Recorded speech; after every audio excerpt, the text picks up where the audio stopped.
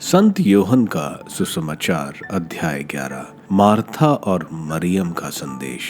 बेथनिया का निवासी लाजरुस नामक व्यक्ति बीमार पड़ गया। बेथनिया मरियम और उसकी बहन मार्था का गांव था।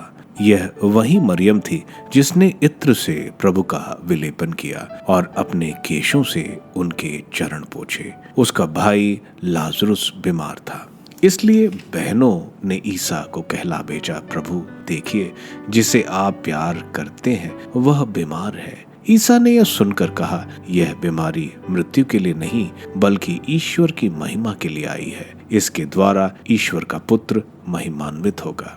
ईसा मार्था, उसकी बहन मरियम और लाजरुस को प्यार करते थे। यह सुनकर कि लाजरुस बीमार है, वे जहाँ थे वहाँ और 2 दिन रह गए। किंतु इसके बाद उन्होंने अपने शिष्यों से कहा, आओ हम फिर यहूदिया चले। शिष्य बोले, गुरुवर, कुछ ही दिन पहले तो यहूदी लोग आपको पत्थरों से मार डालना चाहते थे और आप फिर वहीं जा रहे हैं। ईसा ने उत्तर दिया, क्या दिन के 12 घंटे नहीं होते? जो दिन में चलता है वह ठोकर नहीं खाता, क्योंकि वह इस दुनिया का प्रकाश देखता है, परंतु जो रात में चलता है वह ठोकर खाता है, क्योंकि उसे प्रकाश नहीं मिलता।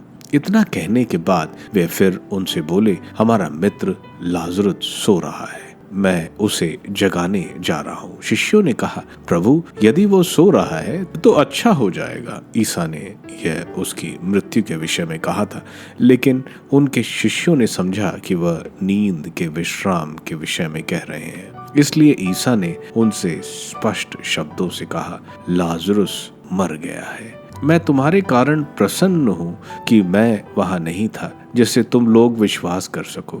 आओ हम उसके पास चलें। इस पर थॉमस ने, जो यमल कहलाता था, अपने सह शिष्यों से कहा, हम भी चलें और इनके साथ मर जाएं। बेथनिया में ईसा का आगमन। वहां पहुंचने पर ईसा को पता चला कि लाजरुस 4 दिन से कब्र में है। बेथनिया यरूशलेम से 2 मील से भी कम दूर था। इसलिए भाई की मृत्यु पर संवेदना प्रकट करने के लिए बहुत से यहूदी मार्था और मरियम से मिलने आए थे।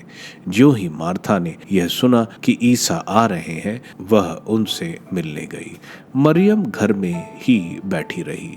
मार्था ने ईसा से कहा, प्रभु, यदि आप यहाँ होते तो मेरा भाई नहीं मरता, और मैं जानती हूँ कि आप अब भी ईश्वर से जो कुछ मांगेंगे ईश्वर आपको वही प्रदान करेगा। ईसा ने उसी से कहा, तुम्हारा भाई जी उठेगा। मार्था ने उत्तर दिया, मैं जानती हूँ कि वह अंतिम दिन के पुनरुत्थान के समय जी उठेगा। ईसा ने कहा, पुनरुत्थान और जीवन मैं हूँ। जो मुझ में विश्वास करता है वह मरने पर भी जीवित रहेगा, और जो मुझ में विश्वास करते हुए जीता है वह कभी नहीं मरेगा। क्या तुम इस बात पर विश्वास करती हो? उसने उत्तर दिया, हाँ प्रभु, मैं दृढ़ विश्वास करती हूँ कि आप वह मसीह ईश्वर के पुत्र है जो संसार में आने वाले थे। वह यह कहकर चली गई और अपनी बहन मरियम को बुलाकर उसने चुपके से उससे कहा, गुरुवर आ गए हैं, तुमको बुलाते हैं। यह सुनते ही वह उठ खड़ी हुई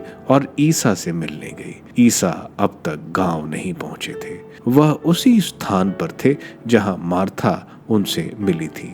जो यहूदी लोग संवेदना प्रकट करने के लिए मरियम के साथ घर में थे, वह ये देखकर कि वह अचानक उठकर बाहर चली गई, उसके पीछे हो लिए, क्योंकि वह समझते थे कि वह कब्र पर रोने जा रही है। लाजरुस को जीवन दान।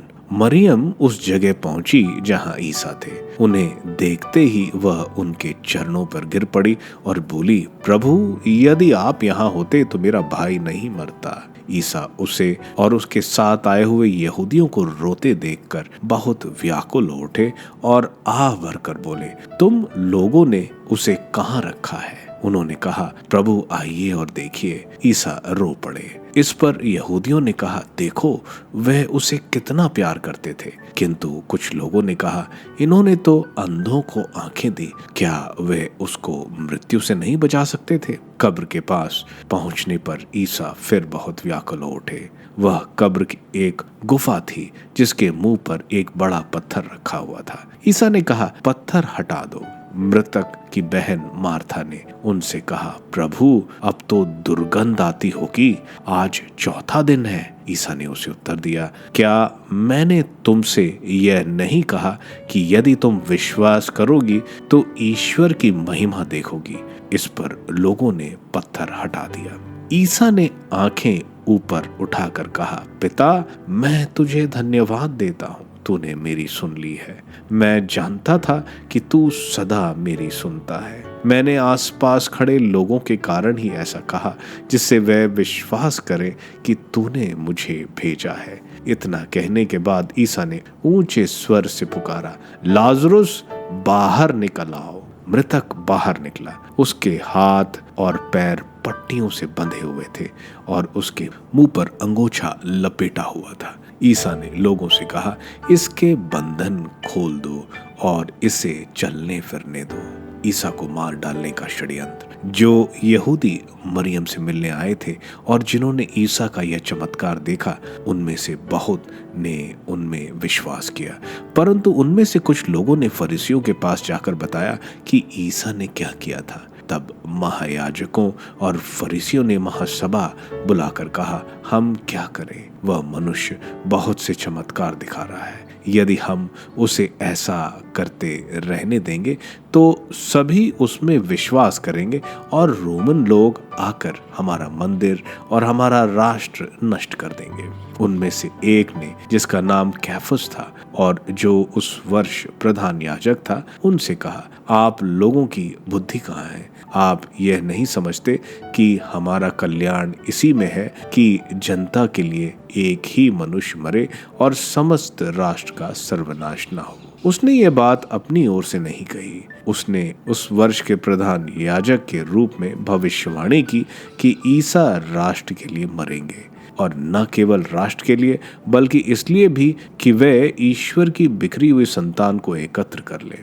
उसी दिन उन्होंने ईसा को मार डालने का निश्चय किया। इसलिए ईसा ने उस समय से यहूदियों के बीच प्रकट रूप में आना जाना बंद कर दिया।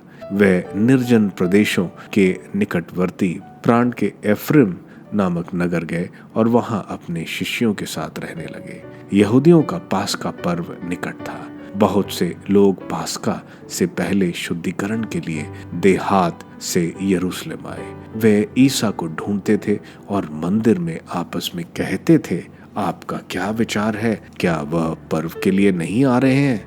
महायाजकों और फरीसियों ने ईसा को गिरफ्तार करने के उद्देश्य से यह आदेश दिया था कि यदि किसी व्यक्ति को ईसा का ठिकाना मालूम हो जाए तो वह इसकी सूचना दे।